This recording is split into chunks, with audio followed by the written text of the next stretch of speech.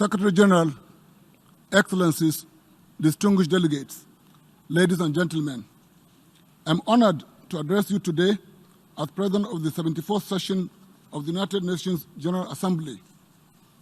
I'm grateful to all member states for the confidence reposed in me and assure you of my commitment to upholding the ethics of the office of the President of the General Assembly and the principles in the United Nations Charter. I thank former President Maria Fernanda Espinosa Garces for her excellent stewardship and tireless efforts in guiding our work during the 73rd session. I'm also grateful to Secretary General for his leadership and commitment to the United Nations and its ideals. In preparing to take office, I had interacted with you all, and I am grateful for the input you made to better frame and deepen our vision statement, which is owned by us all. It is now time for the implementation of our plans, and I will count on you for continued support. Our vision statement focused on the implementation of the SDGs, particularly poverty eradication, zero hunger, quality education, climate action, and inclusion. Accordingly, I will, with your kind support and guidance, pay close attention to the effective implementation of inherited mandates and the following priorities which I initiated in my vision statement and at the dialogue with member states prior to my election. Promotion of peace and security, particularly conflict prevention. I'll collaborate and coordinate with the Security Council, the Secretariat, to ensure that greater attention is paid to prevention rather than reaction to full-blown conflict. I will also advocate for effective early detection and warning systems, as well as mediation, negotiation, and peaceful settlement of ongoing conflicts. I will work to engender cooperation that address drivers of conflict such as poverty, exclusion, and illiteracy. Increase partnerships for the implementation of Sustainable Development Goals, particularly poverty eradication, zero hunger, and quality education.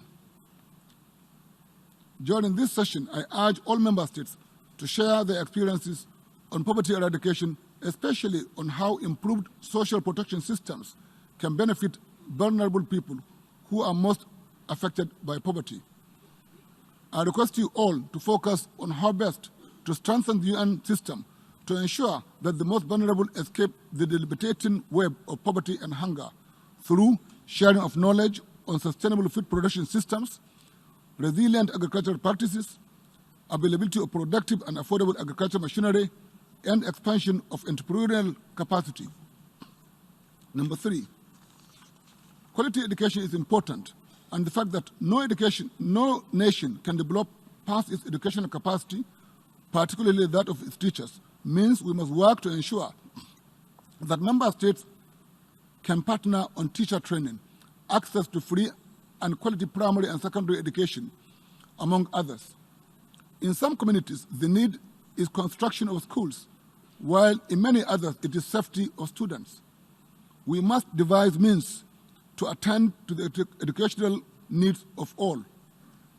Number 4, climate change remains a key issue in development, and we must tackle its causes and the repercussions. The recent emergencies in the Bahamas, Mozambique, and the Sahel region, among others, remind us of the urgency of strengthening global action, and we must find a way to strengthening that action to tackle climate change. Number 5, accentuating inclusion, particularly starting from our organization, is important. We must continue to ensure that the rights and empowerment of youth, women, and the disabled around the world is prioritized.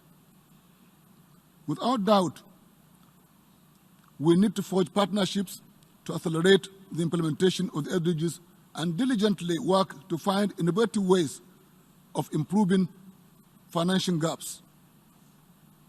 Excellencies, in 1 week, our heads of state and government will gather in this great hall for the general debate. In parallel, they will also devote attention to the Climate Action Summit, higher-level meeting on universal health coverage, Sustainable Development Goals Summit, the commemoration of the Convention on the Rights of the Child, the high-level dialogue on financing for development, the International Day of the Total Elimination of Nuclear Weapons, and the midterm review of the Samoa Pathway. During that week, they will deliberate on issues that are key to improving the lives of billions of people around the world and pronounce policies to accentuate development.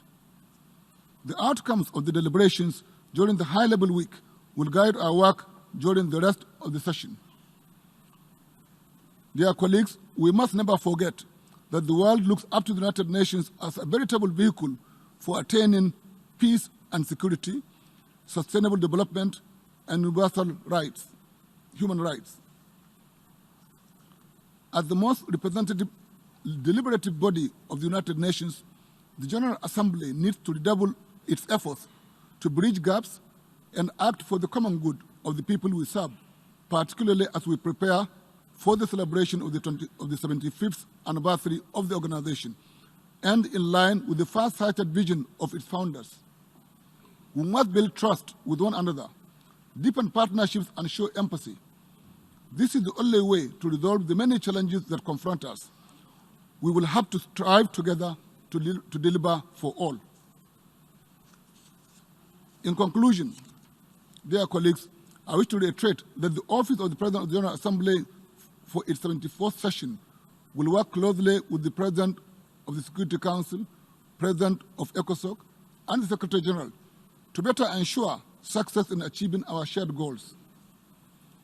Though I am cognizant of the competing demands that will burden you during this period and beyond, I will continue to knock on your doors and count on your support to make this session a productive, even pleasant one.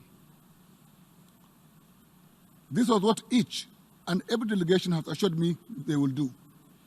I am thus most assured that we will achieve much during this session. I thank you.